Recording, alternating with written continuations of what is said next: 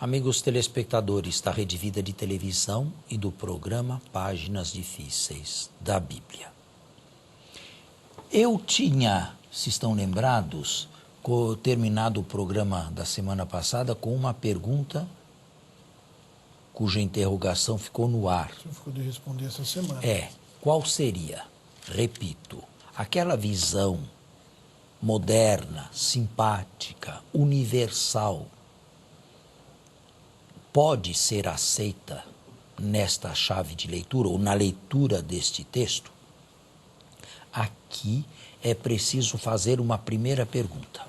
Jesus seria contrário àquela visão universalista? Eu acredito que não nesse evangelho aqui, porque Jesus mandou que se amasse a todos, inclusive o inimigo. Capítulo 5. Segunda pergunta. Aquela visão, e esta é decisiva, leva efetivamente a amar e a amar desinteressadamente? A resposta, a meu ver, seria positiva. Então, aquela visão pode ser empregada aqui, porém, ela pode ser empregada aqui imediatamente, não imediatamente. Não posso dizer que o evangelista, ao descrever esta página, tivesse aquela visão em mente. Mas posso dizer que a ideia que ele se fazia não vem contradita por uma versão ou por uma chave hermenêutica universalista. Embora, repito, não fosse da alçada dele e não fosse do seu interesse avançar para além da própria comunidade. Tá certo? Certo. Então, se pode. Agora, fazer isto seria mais ou menos acomodar um texto bíblico, sem violentá-lo, a uma visão moderna. Claro, não com os extremismos, não é? Basta fazer o bem. Não é preciso catecismo, não é preciso dogma, não é preciso crença, não é preciso credo, não é preciso nada. Basta fazer o bem. Não, se alguém chegasse a esse extremo, já não poderia mais nem imediatamente basear-se em Mateus, porque Mateus não leva nem remotamente nessa direção, de uma espécie de humanismo puro, sem Deus, bem de acordo com muitos filósofos, idealistas ou não, do século XIX. Um puro humanismo, ainda que seja sem Deus. O importante é fazer o bem. Ou seja, transformar o cristianismo na religião do segundo mandamento. O amor ao próximo. O amor universal. Não. É claro que os dois amores, no fundo, são um só e vão par e passo. O vertical com o horizontal. Com essas ressalvas, aquela visão pode ser imediatamente usada aqui. Não sei se entenderam e não sei se gostariam de fazer alguma pergunta que elucidasse melhor. Eu acho que talvez explicar um pouco essa questão da visão de Mateus, que era para a comunidade, essa questão da universalidade. Mateus fala de todas as nações, Sim. Mas antes, 2 capítulos atrás, ou 1 capítulo atrás, falou que as nações também receberam a mensagem. Portanto, todo o gênero humano se pode e, de fato, se posiciona diante do Filho do Homem, Jesus, ou para lhe dizer sim ou para lhe dizer não. E a teologia diz outra coisa?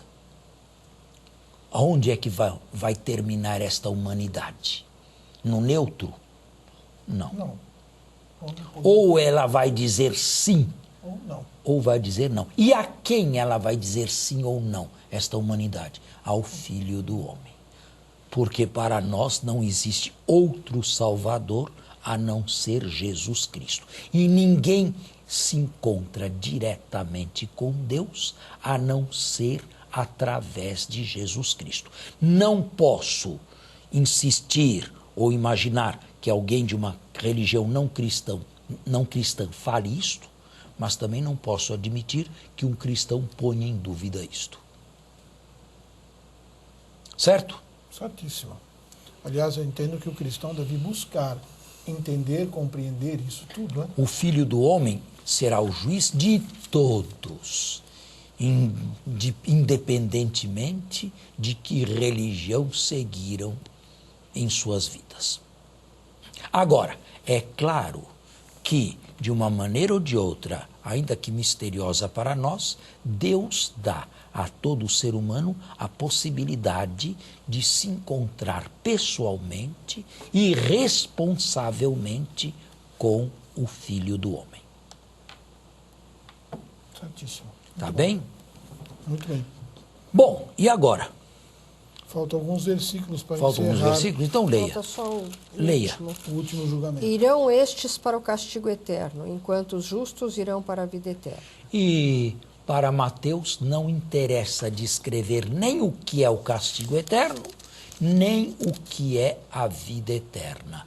O que interessava a ele é mostrar no final da vida pública de Jesus que no momento último e derradeiro da história, todas as nações, juntamente com a igreja, que na atualidade é um corpus per mixtum, onde existem bons e maus, na nossa igreja também existem bons e maus, estaremos juntos diante do Filho do Homem. Certo? E agora? Agora nós vamos começar a paixão. Mas antes de começar a paixão, antes de começar a ler os textos, os capítulos da paixão, há muito que se falar da paixão. E eu gostaria de começar a falar. Em primeiro lugar, como foi que a paixão apareceu nos evangelhos? Olhe, a paixão seguida de ressurreição foi o primeiríssimo anúncio cristão. E disso nós temos prova pelos Atos dos Apóstolos e pelos outros escritos do Novo Testamento. Foi o que por primeiro apareceu na pregação oral da igreja. Há quem diga que depois no texto escrito os evangelhos nada mais são do que a paixão com um grande prólogo que a antecipa. Esta paixão foi celebrada pelos primeiros cristãos já no século I e no final do século II. Mas sabem, quando nas igrejas não diretamente dirigidas por Roma, no aniversário da morte de Jesus, no aniversário anual da morte de Jesus, 14 de Nisan, no mês lunar e solar dos judeus. A igreja de Roma celebrava a mesma coisa no domingo seguinte ao 14 de Nisan. Os que celebravam no aniversário da morte de Jesus foram chamados quartodecimanos. Venceu a tradição da Igreja de Roma. Não celebrar a paixão, morte e ressurreição no dia do aniversário de Jesus, 14 de Nisan, no calendário lunar e solar dos judeus, que nunca cai no mesmo dia, porque só o nosso, que é apenas solar, e venceu a Igreja de Roma, no domingo seguinte. Agora, o que se celebrava? Se celebrava numa única ação litúrgica a paixão, morte e ressurreição. Era o Cristo morto e glorificado a um tempo. E os fiéis tomavam parte nesta celebração, batizando os seus catecúmenos, que através do batismo participavam da morte e da ressurreição de Jesus, ou renovando os seus compromissos batismais. Alguma relação com o Tríduo Pascal de hoje? Não havia ainda Tríduo Pascal. Havia uma única celebração que começava na tarde anterior e se prolongava madrugada afora. Morte e ressurreição e dom do Espírito. Já no segundo século, esta celebração foi precedida de um Triduum, que começava na sexta-feira, sexta, sábado e domingo. E por causa desse Triduum, o acento que até então recaía sobre a ressurreição passou a recair sobre a paixão. Temos que fazer um intervalo e voltamos já.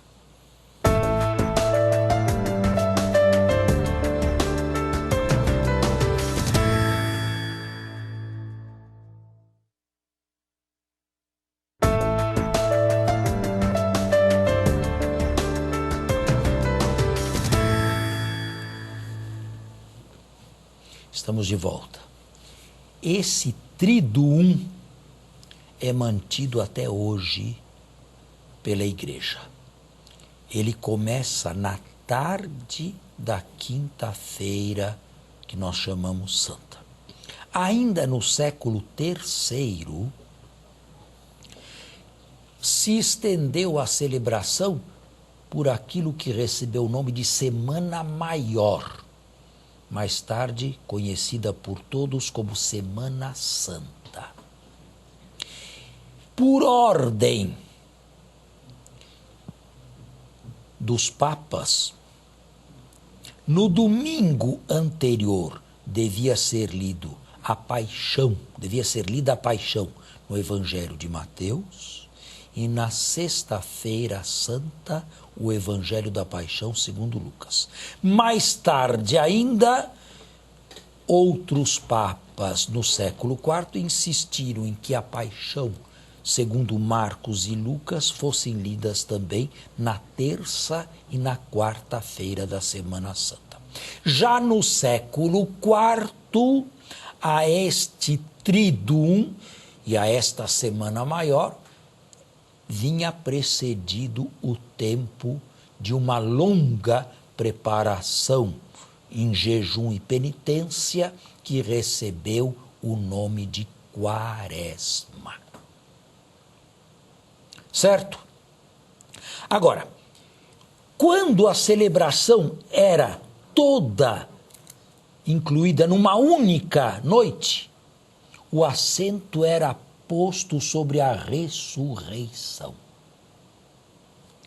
Quando começou a se dilatar, primeiro o Triduum, depois a Semana Maior e depois a própria Quaresma, o acento foi se colocando sempre mais sobre a paixão. E a ressurreição passou a ter uma celebração quase que secundária. Mais ou menos é o que nós temos hoje. É o que acontece hoje, não é? Agora, o mais importante que eu gostaria de transmitir ao telespectador e a vocês também é que nunca nenhum texto do Evangelho se prestou tanto a ser tão apropriado, tão assumido tão vivenciado pelo cristianismo quanto a paixão. Do século XII, a partir do século XII, e uma figura muito importante neste aprofundamento foi São Bernardo de Claraval, foi a espiritualidade da paixão. Isto é, não apenas ler a paixão, não apenas conhecer o texto, mas experimentar o texto. Um século mais tarde, surgia São Francisco de Assis, que não se contentava simplesmente em contemplar o Cristo crucificado, queria imitar a paixão de Jesus. E chegou a imitá-la no final da vida através de uma penitência muito austera e através de revelações e, sobretudo, dos estigmas da paixão que teria recebido. Os séculos XIV e XV foram trágicos na Europa. Foram séculos de fome, de peste, de decrescimento da população e, com tudo isto, a vivência da paixão de Cristo cresceu enormemente, a ponto de se insistir numa mística da paixão. A paixão tem que ser, em primeiro lugar, ela tem que mover a compaixão, ou seja, não apenas ler a passio, mas procurar ter compassio, compaixão. A compassio leva à imitatio, a imitação do Cristo sofredor. E a compassio, juntamente com a imitatio, conduzem à mística da paixão. Diversas foram as revelações particulares com relação à paixão, quantos golpes Jesus teria recebido, quais as dores piores que Jesus teria sofrido, as devoções às 5 chagas de Jesus sofredor, a composição das 14 estações da Via Sacra. Tudo isto porque o cristianismo e os cristãos medievais da Alta Idade Média e da tardia Idade Média não se limitavam, não queriam apenas ler, queriam participar da paixão. E os santos místicos pediram isto como graça especialíssima a ser-lhes concedidas, sobretudo os estigmas de Jesus. Queriam que o amor fosse tão grande a ponto de eles também, por amor, experimentarem um pouco do que o Cristo sofredor experimentou. Dessa época e do início do século XVI, começam a aparecer na Europa os autos da paixão. A paixão encenada, a paixão vivida nas grandes cidades. Uma imitação do que se fazia na igreja de Jerusalém, onde as encenações eram realizadas mais ou menos nos lugares indicados onde Jesus teria sido preso, ou teria sido flagelado, ou teria conduzido à cruz, ou teria sido morto e sepultado. Aparecem os autos da paixão.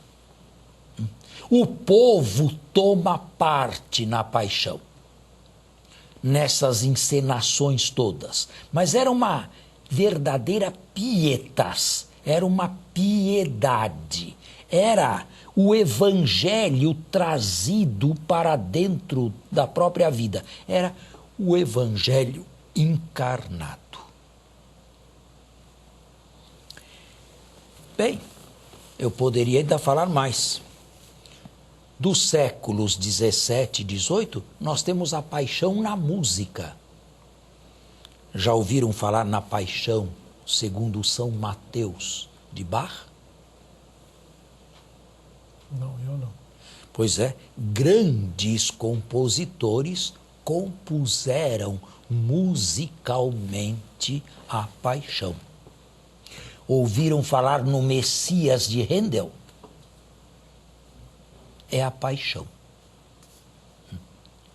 Estão vendo? Nenhum texto teve tanta apropriação, tanta atualização.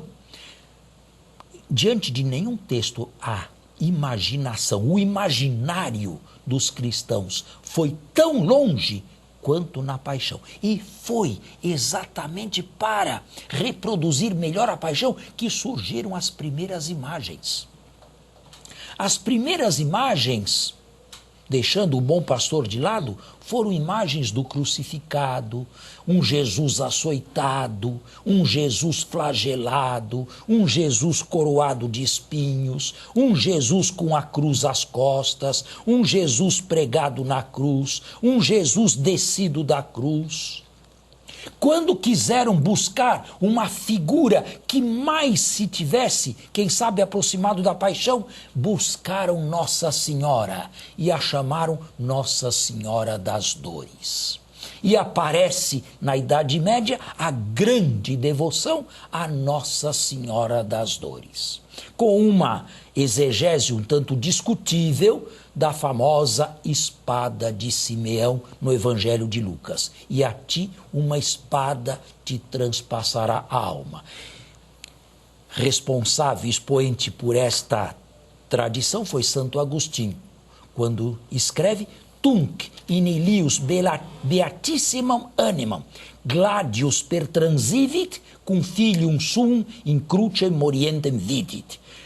No exato momento em que viu seu filho morrendo na cruz, a espada lhe traspassava o coração. Que mais que eu posso dizer? É bonito isto. Muito. É muito bonito isto aqui. É pena, e isto li de protestantes, que eles retiraram, no tempo da Reforma, as imagens de circulação. Foi um empobrecimento para as igrejas da Reforma. Mas Lutero não era contrário às imagens enquanto sinais de uma realidade que nos escapa. De acordo com a teologia de Agostinho, o signum, o sinal, aponta sempre para uma res, uma coisa, uma realidade que o supera, dada a nossa corporeidade. Agostinho, Lutero, foi contra, e nós também somos, imaginar que as imagens possuíam algo de milagroso em si, uma espécie de fluido que pudesse resolver os nossos problemas. Mas a Reforma empobreceu um pouquinho esses famosos autos da paixão. Tenho que me despedir de vocês. Acredito que o programa esteja sendo agradável e bonito. Até a semana que vem, se Deus quiser. Bom final de semana a todos e até a próxima sexta-feira, se Deus quiser. Bom domingo a todos, até a próxima sexta.